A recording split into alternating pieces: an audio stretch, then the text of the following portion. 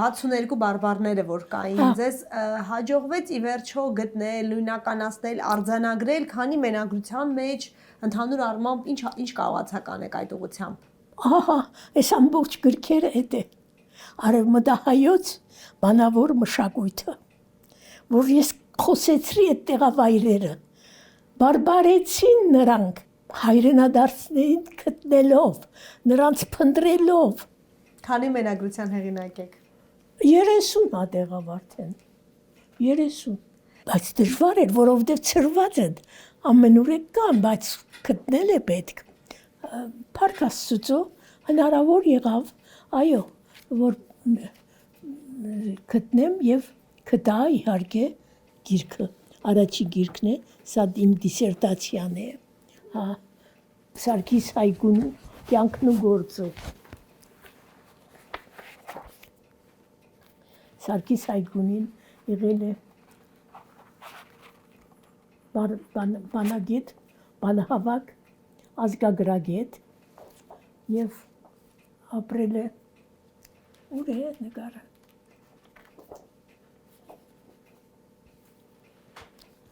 և գործել է Էջմիածնում, բայց Արևմտյան Հայաստանից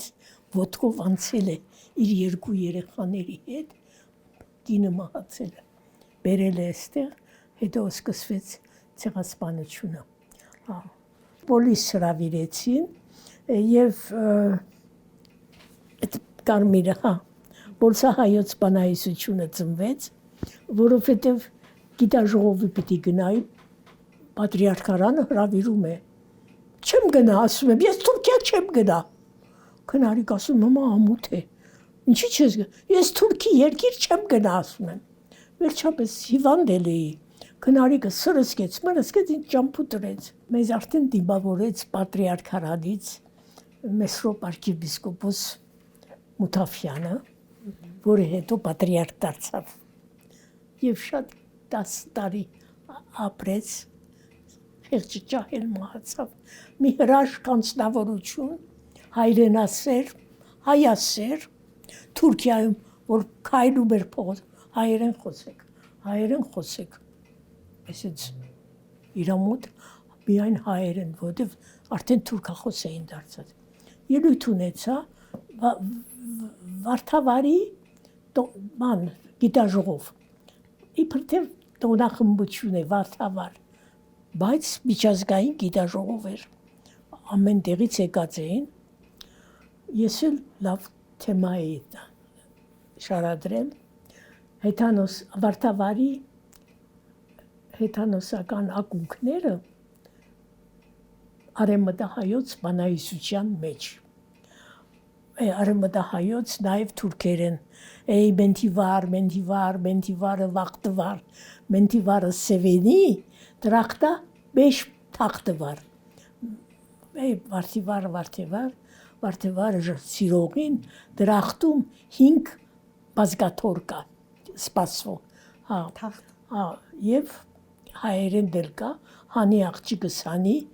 այսօր բարի տարա է, այսինքն վիճակը, այդպես որ ելույթ ունեցա, դրանից հետո եկան շուրջս, մենք 8 հոգով էինք գնացել, հավաքվեցին, դուք որ խոսեցաք, ամեն բան հասկացանք, բայց այն մյուս հայաստանցիները, որ խոսում էին, բան չհասկացանք, ես իրենց լեզվով էի խոսում, արևմտահայերեն, և օրինակներն էլ խառը, կեսա թուրք, կեսա բան, մի խոսքով, 8 օր մեզ մանածեց, իշխանած կղզիներ, տարավ, Մութաֆյանը, եկեղեցիներ, թանգարաններ, ինչ որ պետք է արեց մարդը, որի համար երախտապարտ ենք, արդեն գնացինք Օթագայան, Օթագայանում ասեց, հիմա բոլորդ պիտի գնաք Հայաստան, Երևան, բայց մենք պիտի խնդրենք Տիկին Սվազլյանին, որ ինքը մնա, չգնա, ինչու, որովհետև պատրիարքարանը բարձր ենք գնահատում Տիկին Սվազլյանի գրքերը, այն ժամանակ միայն 3 հատ է Մուսալերը, Կիլիկյան, իսկ սա վերջի Լևոն թագավորի բերդն է, և մեծ եղերնը, որոնք գրեթե իրար հետևից լույս տեսան, և քանի որ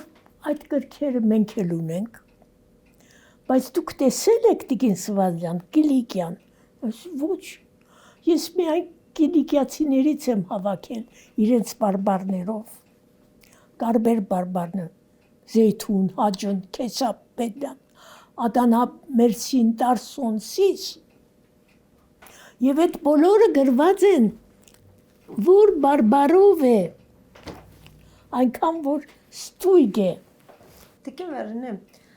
դուք միջին տարիքում, զգացմունքային կին, մայր լինելով, շատ դժվար աշխատանք եք արել, ես անդադ դրա մասին եմ մտածում, լսել այս դաժանությունների մասին, դեռ մի բան էլ արձանագրել, ոնց եք կարողացել ձեր միջով չանցկացնել, մասնագիտաբար մոտենալ, թե անցկացրել եք այնուամենայնիվ։ Բա ի՞նչ եմ արել,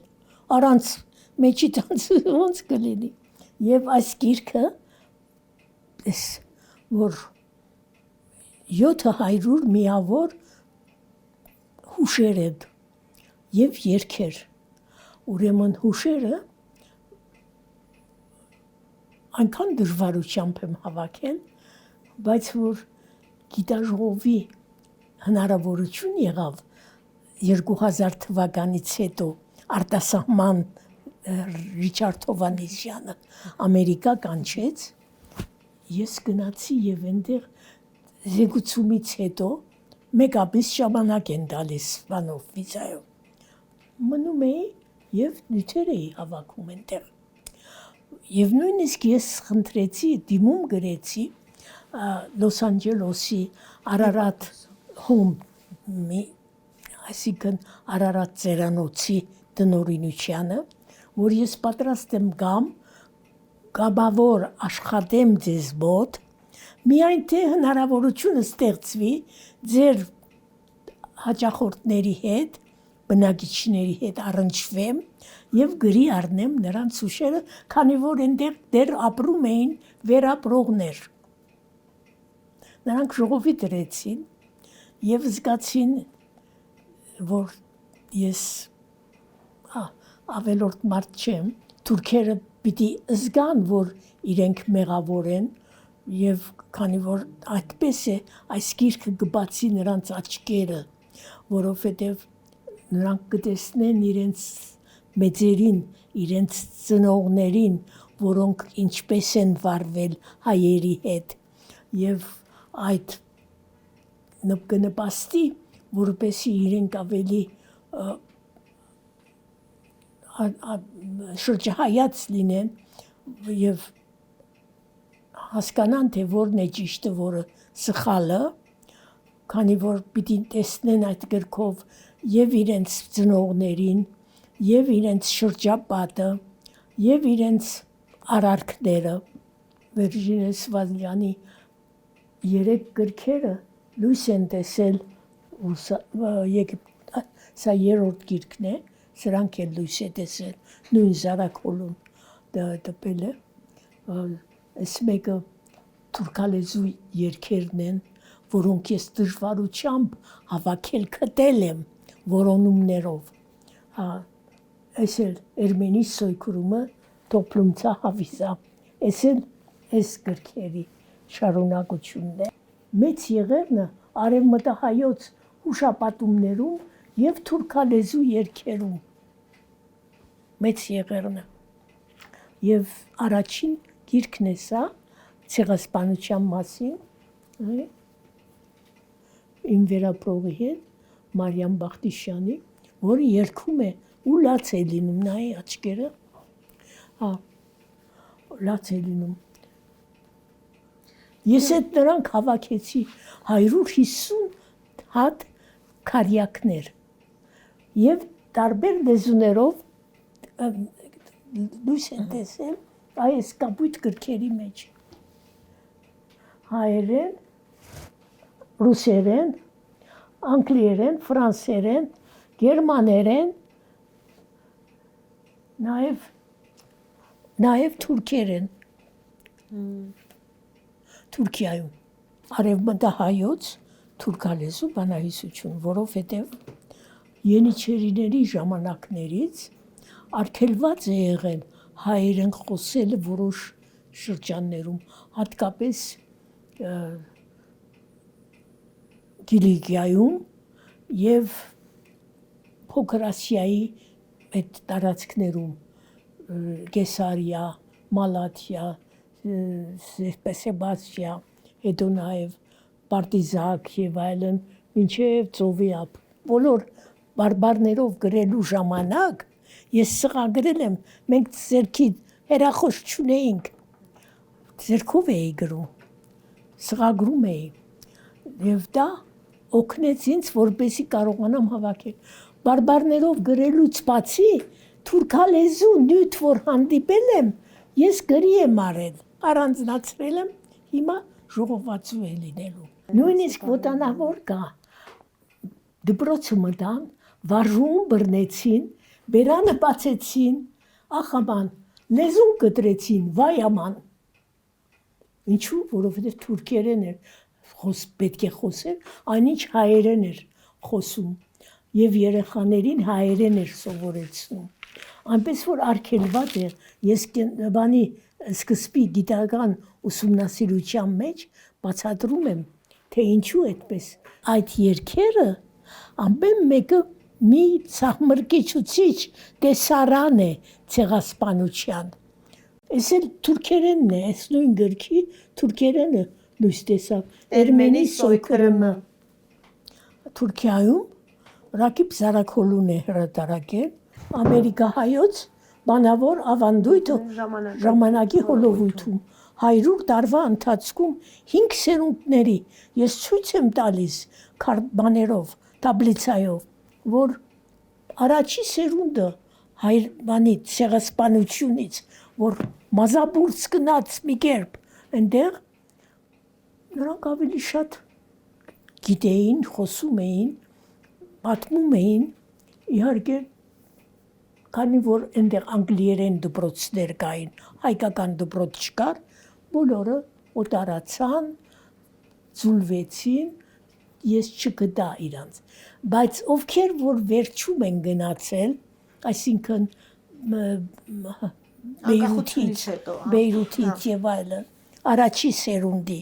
մարդիկ, նրանք արդեն գիտեն, շատ լավ, հայերեն գիտեն, որովհետև Բեյրութում, Սիրիայում եւ այլն հայկական դպրոցներ կան, եղել են։ Եվ իրանք հայերեն գիտեին, հայերեն իմանալը շատ կարևոր է։